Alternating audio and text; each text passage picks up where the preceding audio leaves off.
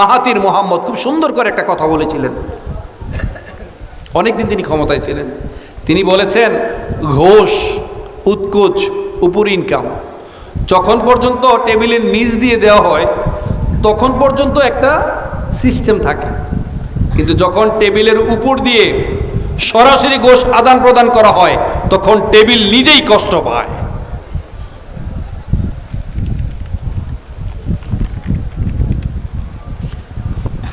তো যুবক যুবতী ভাই যারা আছেন, জুন্নুন মিস্ত্রি কি বলছেন যে নিশ্চয়ই আমাদের পাপের পরিমাণ বেড়ে গিয়েছে, আমাদের আমল নাই, আমরা আমল আখলাক বাড়াতে পারি না, আল্লাহকে ডাকতে পারি না। আলা বিযিক্রিল্লাহি তাতমাইন্নুল কুলুব, যারা আল্লাহকে স্মরণ করেন তাদের অন্তরটাই সবসময় প্রশান্তিতে থাকে। আমরা আল্লাহকে ডাকতে পারি না, কায়মনোবাক্যে ক্ষমা চাইতে পারি না, তাহাজ্জুদ গুজার হইতে পারি না, আমল করতে পারি না, কোরআনের সাথে সুসম্পর্ক থাকে না। কোরআন হচ্ছে ঐশী বাণী, আল্লাহর পক্ষ থেকে সরাসরি এসেছে। এটা 6 মাস 1 বছর আমরা একদিন পড়ি না, জ্ঞান তো অর্জন থাক দূরের কথা। তাহলে আল্লাহ আপনাদেরকে তো অনাবৃষ্টি দিবে নেই। জুন্নুন মিস্ত্রি বলছেন, আমি গবেষণা করে দেখেছি, আগে দেখতে হবে কে সবচেয়ে বেশি পাপী। এখানে কে বেশি পাপী তাকে যদি এই শহর থেকে বের করে দেওয়া হয় তাহলে আল্লাহ রহমত বৃষ্টির বাড়ি দ্বারা পড়া শুরু করবে। সুবহানাল্লাহ বলবেন না? এত বড় আল্লাহর ওয়ালি, তিনি বলছেন, আমি গবেষণা করে দেখলাম, আমার মনে হচ্ছে এই শহরে সবচেয়ে খারাপ মানুষ হচ্ছে আমি নিজেই, এজন্য আমি সরে যাই, আমি চলে যাই। দেখেন, উনি খারাপ মানুষ না, উনি বলতে পারতেন তুমি খারাপ, অমুকে খারাপ, কিন্তু আঙ্গুলটা নিজের দিকে দিয়েছেন। আমরা এখানে একজন লোক আছেন সাহস করে বলতে পারবেন, ভাই আমারই দোষ, আমারই সমস্যা, আমি কেন মানতে পারি না? সে ভালো থাকলে আমার ভালো লাগে না, সে খারাপ থাকলে আমার ভালো লাগে না, সে বেতন বেশি পাইলে আমার ভালো লাগে না, সে একটা নতুন জমি কিনলে আমার ভালো লাগে না, গাড়ি কিনলে ভালো লাগে না। এক আলেম আরেক আলেমের বিরুদ্ধে লেগে থাকে, ওই আলেম যখন সম্মানিত হয়, বেশি উপরে ওঠে, সব মানুষ পছন্দ করে, আরেক আলেমের ভালো লাগে না, তাহলে দোষটা কার ভাই? কখনো নিজের দিকে আমরা আঙ্গুল দিতে পারি না। তো ভাই একটু শুধু খেয়াল করে আমরা দেখি, অনেক যুবক মানুষ আছে আমরা এখানে, আমার পর্দার অন্ত আড়াল থেকে আমার মা বোনেরা শুনছেন, আমার ইয়াং বোনেরা শুনছেন, একটু খেয়াল করে দেখবেন, বয়স অনেকের 15, 20, 30 হয়ে গিয়েছে, কতদিন আমরা পর্দা মেনটেন করি নাই। কত পুরুষদের সামনে আমরা গিয়েছি, মোবাইলে উল্টাপাল্টা দেখছি, যা ইচ্ছা তাই করছি, রাত্র 1টা 2টায় ঘুমোতে যাই, সকাল 11টায় ঘুম থেকে উঠি, কখন নামাজ শুরু হয় কখন নামাজ শেষ হয় কিছুই জানি না, সিরিয়ালে মগ্ন থাকি না ভাই? মনে রাখবেন, এই দুনিয়াতে এই মোবাইলের ভার বহন করা যত সহজ, কাল হাসরের দিন এর দায়ভার বহন করা সবচেয়ে কঠিন। আমার সাথে বলেন, এই দুনিয়াতে মোবাইলের ভার বহন করা যত সহজ, কাল হাসরের দিন এর দায়ভার বহন করা তার চেয়ে বেশি কঠিন।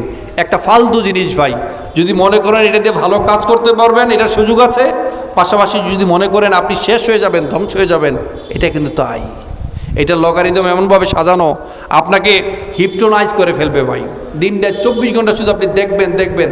কি দেখছেন? একই জিনিস বারবার দেখছেন, তারপরও দেখছেন। তারা ভালো বোঝে আপনাকে কিভাবে হিপটোনাইজ করা যায়, কিভাবে কোরআন থেকে দূরে সরানো যায়, শিক্ষা প্রতিষ্ঠান থেকে কিভাবে কোরআন নীতি নৈতিকতা বর্জন দেওয়া যায়, তারা এটা ভালো জানে। মনে রাখবেন, যে শিক্ষা প্রতিষ্ঠানে কোরআন পড়ানো হয় না, হাদিস পড়ানো হয় না, নীতি নৈতিকতা শেখানো হয় না, উপরন্তু আব্রাহের মতো মেধাবী স্টুডেন্টদেরকে হত্যা করা হয়, ওই প্রতিষ্ঠানে আর যাই হোক কখনো মেধাবী স্টুডেন্ট জন্মাতে পারে না। ঠিক কিনা বলেন? অথচ আল্লাহ তাআলা আপনাকে কত সুন্দর করে তৈরি করেছেন, কত কনস্ট্রাকটিভ ওয়েতে গঠন করেছেন।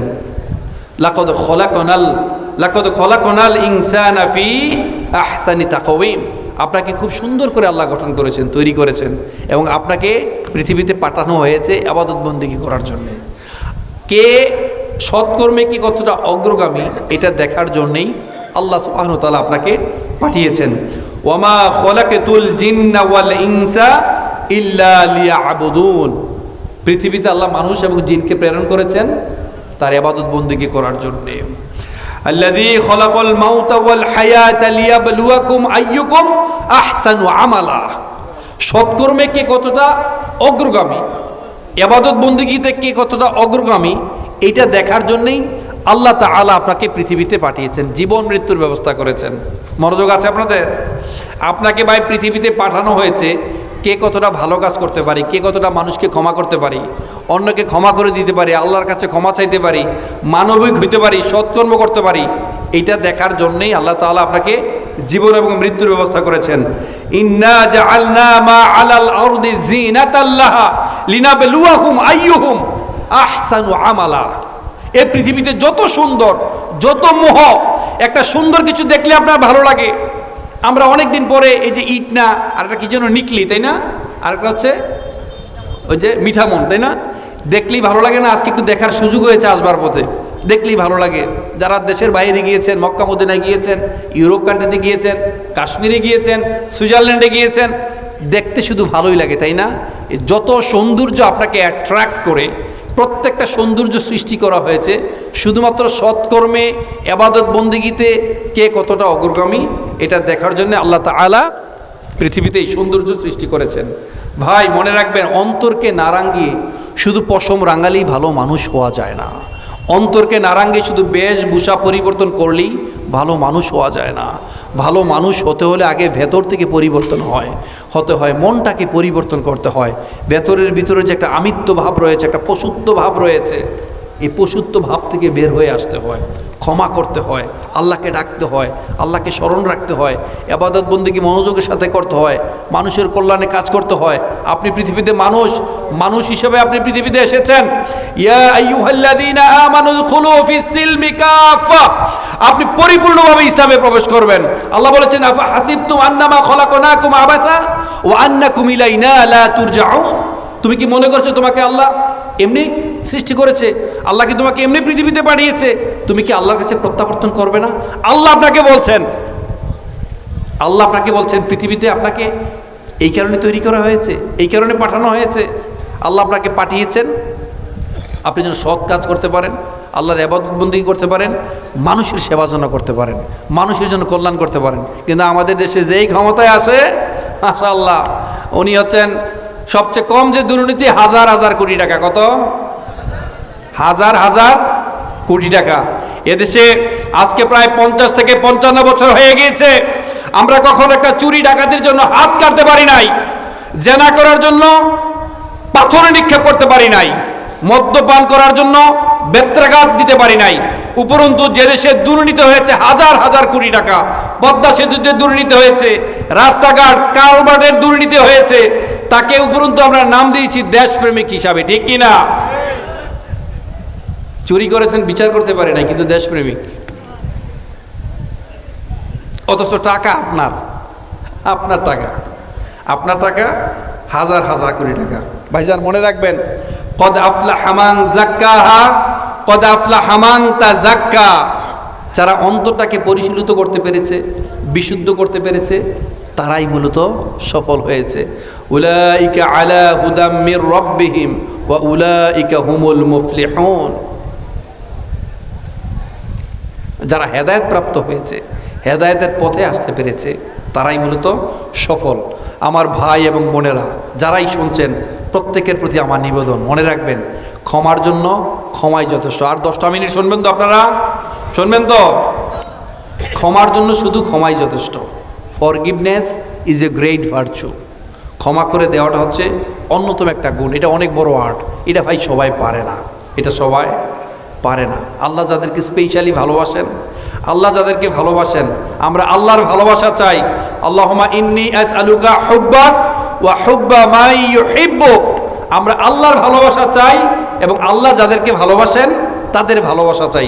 এই দোয়াটা করতে পারবেন সবাই? আমার সাথে বলেন, আমরা আল্লাহর ভালোবাসা চাই। একটু জোরে বলেন। হয় নাই ভাই, বলেন, আমরা আল্লাহর ভালোবাসা চাই এবং আল্লাহ যাদেরকে ভালোবাসেন তাদের ভালোবাসা চাই। সবাই বলে আমিন। ভাই আল্লাহ নিজে ক্ষমাশীল, তিনি ক্ষমা করতে ভালোবাসেন। তিনি চান তার এক বান্দা যেন আরেক বান্দাকে ক্ষমা করে দেন। আল্লাহ ক্ষমাশীল, তিনি চান এক বান্দাকে যেন আমরা আরেক বান্দা হিসাবে ক্ষমা করে দেই। আল মুসলিমু আখুল মুসলিমি, এক মুসলমান হচ্ছে আরেক মুসলমানের ভাই। তিনি কখনো অন্যের প্রতি জুলুম করবেন না এবং তার ভাইকে জালিমের হাতে তুলে দিবেন না। আমরা তো পারি ভাই, মিথ্যা সাক্ষীও দিতে পারি, তাই না ভাই? তিনি জুলুম করবেন না, আমি বলেছিলাম ইন্নাল্লাহা ইউমলিজ যুলুমা ইন্নাল্লাহা ইউমলিজ যালিমা ওয়ালা ইয়াতরুকুহু, আল্লাহ জালেমদেরকে ছাড় দেয় কিন্তু কখনো ছেড়ে দেয় না। আর এই পৃথিবীতে যিনি তার এক ভাইয়ের অভাব দূর করে দিবেন, যিনি তার এক ভাইয়ের অভাব দূর করে দিবেন, কিয়ামতের দিন আল্লাহ তাআলা ওই ভাইটির অভাব দূর করে দিবেন। সুবহানাল্লাহ বলবেন না? যিনি এই পৃথিবীতে তার এক ভাইয়ের দোষকে গোপন করবেন, দোষকে এক মুসলমান মুমিন ভাইয়ের দোষ গোপন রাখবেন, কাল হাসরের দিন আল্লাহ তাআলা তার দোষ গোপন রাখবেন। সুবহানাল্লাহ বলবেন না? আসলে ভাই ক্ষমার অন্যতম স্ট্র্যাটেজি হচ্ছে, first of all you will have to know how to forgive others. কীভাবে আপনি ক্ষমা পাবেন, এটার মূল স্ট্র্যাটেজি হচ্ছে আপনাকে আগে জানতে হবে, শিখতে হবে মানুষকে ক্ষমা করতে। মানুষকে ক্ষমা করতে পারবো তো ভাই? ক্ষমার জন্য শুধু ক্ষমাই যথেষ্ট, জাস্ট মানুষকে ক্ষমা করে দেবেন। আপনি একজন মানুষকে আঘাত দেওয়ার যথেষ্ট শক্তি আছে, সামর্থ্য আছে, এবং আপনি right, you are on the right track. সে আপনার সাথে অন্যায় করেছে, যদি আপনি তাকে ক্ষমা করে দিতে পারেন, তবে আমি জালিমদেরকে ক্ষমা করতে বলি নাই, তাদের বিচার দেশের আইন অনুযায়ী হবেই। কিন্তু নর্মালি আপনার এক মুসলমান ভাই, মুমিন ভাই, আপনার আশেপাশের ভাই, তাকে যদি আপনি ক্ষমা করে দেন, আল্লাহ তাআলা আপনাকে কাল হাসরের দিন আল্লাহর খুশি দিয়ে সন্তুষ্ট করে দিবেন। সুবহানাল্লাহ বলবেন না?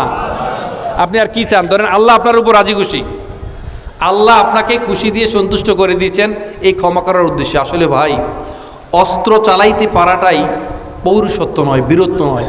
আপনার কাছে একটা ট্রিগার আছে, অস্ত্র আছে, আপনি চাইলেই গুলি করতে পারেন। এই গুলি করাটার নাম কিন্তু পৌরুষত্ব নয়, বরং আপনি জানেন আপনার গুলি আছে, শক্তি আছে, পাওয়ার আছে, এরপরেও আপনি গুলি করেন নাই, মানে আপনি নিজে জানেন how to control your self, how to control your weapon, কীভাবে অস্ত্রকে সংবরণ করা যায়, রাগকে সংবরণ করা যায়, ক্ষোভকে সংবরণ করা যায়, এটা আপনি জেনেছেন। আর এটা জানার নামই হচ্ছে পৌরুষত্ব, আসল বীর। আমি কি বুঝাতে পারলাম? আসল বীর। কারো ওপর প্রতিশোধ নিতে চাইলে জাস্ট তাকে ক্ষমা করে দেন।